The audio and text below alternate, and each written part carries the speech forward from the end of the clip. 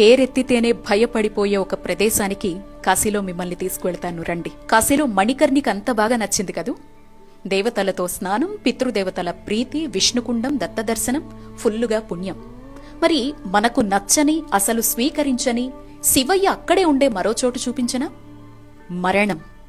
అవును, చావు ఎలా ఉంటుందో, మన బ్రతుకుకు అర్థమేంటి అని ఎవరికి వారు అంతర్మథనం చేసుకోవాలి అనుకుంటే మణికర్ణిక స్నానం అయ్యిన వెంటనే లేదా కాశీ ట్రిప్ మొత్తంలో మీకోసం మీరు ఒక 10 నిమిషాలు కేటాయించుకొని శివ ఇంటికొచ్చేయండి.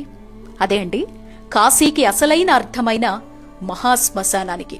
గుట్టలు గుట్టలుగా శవాలు, ఎప్పటికీ ఆరని చితిమంటలు, వికృత రూపాల్లో కాటికాపర్లు, అక్కడే జపతపాల్ని చేసుకునే సాధువులు, శరీరంలో ఏ అవయవం తనకి రోజు ఆహారంగా మారుతుందా అని వెతికే సునకాలు, మృతదేహంపై వేసిన దండలే ఆహారంగా బ్రతుకుతున్న గోవులు, చితిమంటల్నే చలిమంటలుగా భావించేవారు కొందరైతే చితి నిప్పునే వంటపొయ్యిగా బ్రతికేవారు ఇంకొందరు.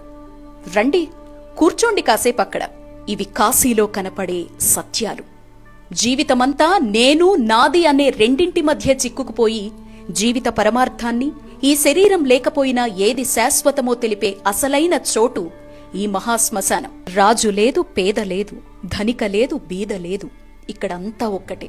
నీకోసం నీ వాళ్ళిక్కడికొచ్చినా కనీసం నిన్ను వదిలి వెళ్లేటప్పుడు వెనక్కు కూడా తిరిగి చూడరు. నువ్వు ఒంటరివయ్యావే అని కూడా అనుకోరు.